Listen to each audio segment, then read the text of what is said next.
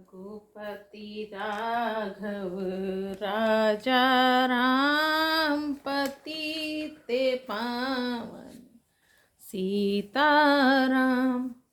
ब्रह्मा जी ने भगवान के चरणों को स्मरण कर कहा, हे पृथ्वी, मन में धैर्य करो। प्रभु अपने भक्तों के दुख को जानने वाले हैं, तुम्हारी इस दारुण विपत्ति का अवश्य नाश करेंगे। इस प्रकार देवता बैठे हुए यह विचार करने लगे कि भगवान को कहाँ पावे कि जाकर अपनी पुकार सुनाए। किसी ने कहा वैकुंठ में चलना चाहिए और किसी ने कहा भगवान क्षीर सागर में हैं। जिसके हृदय में जैसी प्रीति और भक्ति है, भगवान उसी के अनुसार वहां प्रकट होते हैं। यह रीति सर्वदा से चली आई है। हे पार्वती, उस सभा में मैं भी था। अवसर पाकर यह वचन कहा, भगवान सर्वत्र समान भाव से व्याप्त हैं और मैं जानता हूँ कि वे प्रेम से प्रकट होते हैं। देश काल दिशा विदिशाओं में कहो तो कौन ऐसा स्थान है कि जहाँ प्रभु नहीं है। हे सवरादिन्य, सब में मिले वे सबसे परे हैं, किंतु वे प्रेम से प्रकट होते हैं और जैसे काष्ठ में अग्नि। हे पार्वती, मेरा वचन सबको अच्छा लगा। प्रभु ब्रह्मा जी ने साधु साधु कहकर बखान किया। ऐसा सुनकर ब्रह्मा जी का मन प्रसन्न हो गया और शरीर पुलकायमान हो गया।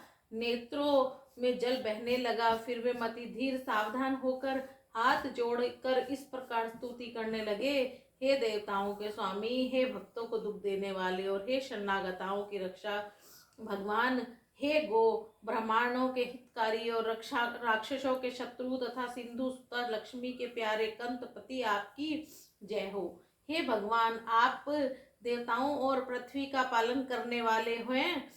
आपके अद्भुत क्योंकि भेद हो कोई नहीं जानता। आप सहज ही कृपालु कृपया करने वाले और दिनों पर दया करने वाले हैं। वहीं आप मुझ पर अनुग्रह कृपया करें। हे अविनाशी, सबके अंतकरण से वास करने वाले सर्वव्यापक परम आनंद स्वरूप, आपकी जय हो, आपकी जय हो। आपकी गति अद्वितीय है, आप इंद्रियों में से नहीं जाने जाते।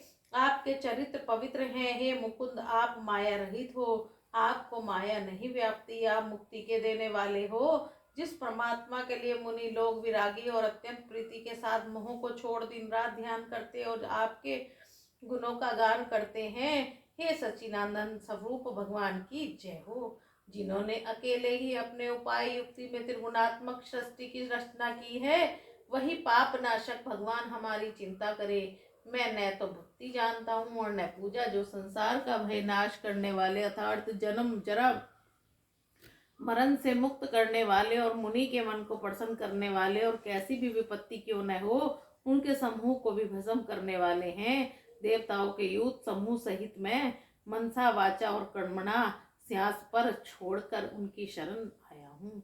जिनको शारदा सरस्वती वेद शेषनाग और संसद ऋषि भी नहीं जानते, जो दीन जनों को प्यारे हैं और जो वेद भी जिनका यशोगान करते हैं, वही भगवान हम पर दयालु होंगे। संसार रूपी समुद्र को मंथन करने में जरा मंदराचल पर्वत के समान और सभी प्रकार सुंदर गुणों के धाम और सुख के समूह हैं। उन्हीं नाथ भगवान के चरण कमलों में मैं ये संसत सिद्ध मुनि और देवता परम भयभीत को प्रणाम करते हैं। इस प्रकार देवता पृथ्वी और मुनियों के स्नेह में वचनों को सुन और उन्हें भयभीत जानकर शोक और संदेह को नाश करने वाली और यह गंभीर आकाशवाणी हुई है, हे मुनियों सहित सुरेश, भय न हो करो। तुम्हारे लिए मैं मनुष्य का शरीर धारण करूंगा। मैं अपने अंशों से शक्ति सहित उदार सूर्य वंश में मनुष्य रूप में अवतार लूंगा। पूर्व काल में जो कश्यप ऋषि और उनकी पत्नी अदिति ने घोर तप किया था, उन्हें मैं पहले ही वर दे चुका हूँ। अब वे ही राजा दशरथ और कौशल्या नाम के अयोध्यापुरी में प्रकट हुए हैं। उनके घर जाकर रघुकुल में तिलक रूप चारों भाइयों सहित अवतार लूंगा। नारद जी ने वचन कहा है, उसे अक्षरथ सत्य करने के लिए अपने परम शक्ति सहित अवतरित होऊंगा। तब पृथ्वी के समस्त भार हरण करूंगा। हे देवताओं के समूह, आप लोग निर्भय हो जाओ। तब इस प्रकार आकाशवाणी सुनकर देवताओं का हृदय शीतल हो गया और वे तुरंत ही लौट पड़े। तब ब्रह्मा जी पृथ्वी और भली भांति समझाया तो वह अभय हुई और उनके हृदय में विश्वास हुआ। तब देवताओं को समझाकर यह कहा कि आप कि अब आप लोग भी वानर रूप को पृथ्वी पर विचरण करते हुए भगवान के चरणों की सेवा करें। पश्चात ब्रह्मा जी अपने लोक को चले गए। ब्रह्मा जी के कहने पर सब देवता अपने अपने स्थान को चले गए। पृथ्वी सहित सबको शांति मिली। ब्रह्मा जी ने जैसी आज्ञा दी थी, देवताओं के प्रेम पूर्वक करने से विलंब न किया। तब पृथ्वी पर जाकर वानर शरीर धारण किया, जिसमें अतुलित बल और प्रताप था। पहाड़, वृक्ष और नख ही उनके शस्त्र हुए। वे रणधीर नित्य ही भगवान का मार्ग देखते थे और पहाड़ों सहित जहाँ तक पूर्ण पृथ्वी थी, वे अपनी अपनी सुंदर सेना बनाकर रहने लगे। शिव जी पार्वती से कहते हैं कि यह चरित्र तो मैंने कहा, अब यह सुनो जिसे बीच ही में छोड़ दिया था। अयोध्यापुरी में रघुकुल के मणि रूप एक राजा हो चुके थे, जो वेद में प्रसिद्ध हैं और जिनका नाम दशरथ था। वे धर्म की धुरी को धारण करने वाले, गुणों को खानी और दानी थे। उनके हृदय में भगवान की भक्ति हर समय बनी रहती है। उनकी कौशल्या आदि सब प्यारी स्त्रियों को आचरण पवित्र था।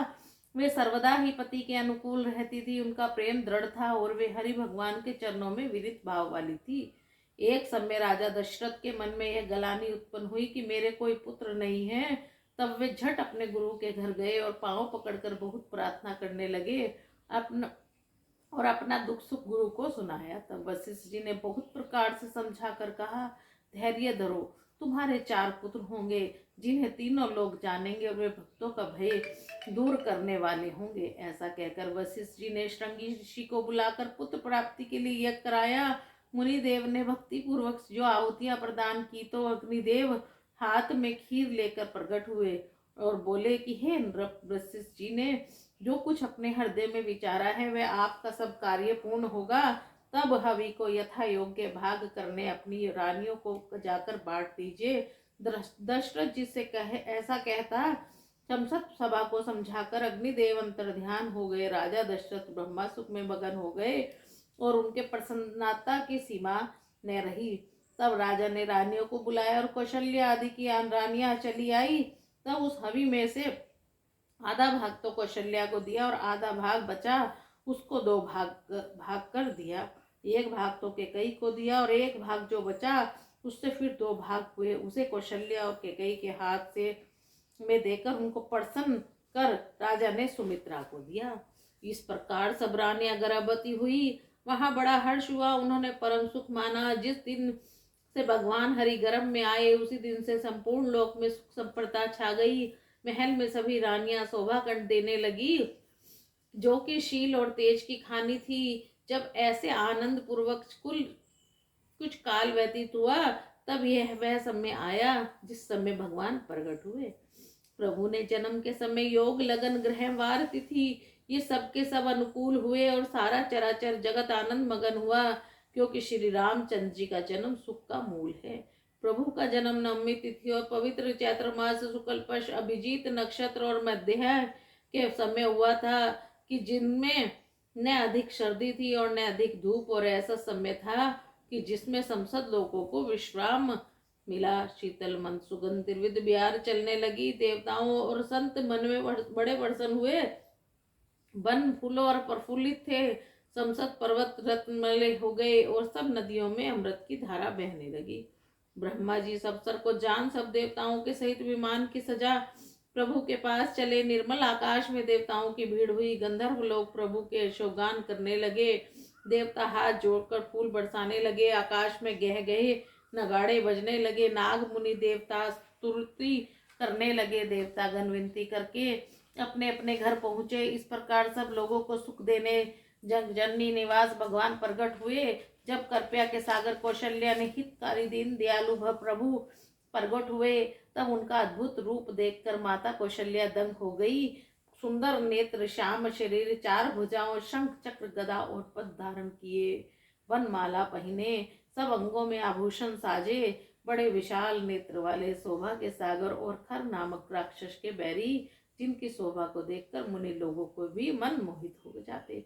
ऐसा सब रूप को देखकर दोनों हाथ जोड़े हुए माता कौशल्या ने कहा, मैं अनंत प्रभु में आपकी स्तुति करूं, क्योंकि वेद और पुराण भी ऐसा ही कहते हैं कि प्रभु का स्वरूप माया के गुणों परे इंद्रजिन्य ज्ञान के अगोचर को प्रणाम कर विषय नहीं है। हे प्रभु, मैं तो जानती हूँ कि जिसे श्रुति और संत लोग गाते हैं वही करुणा के सागर भक्तानुरागी लक्ष्मीपति मेरे हित करने के लिए आप प्रकट हुए हैं। सियापति राम जय जय राम, मेरे प्रभु राम जय सिया राम।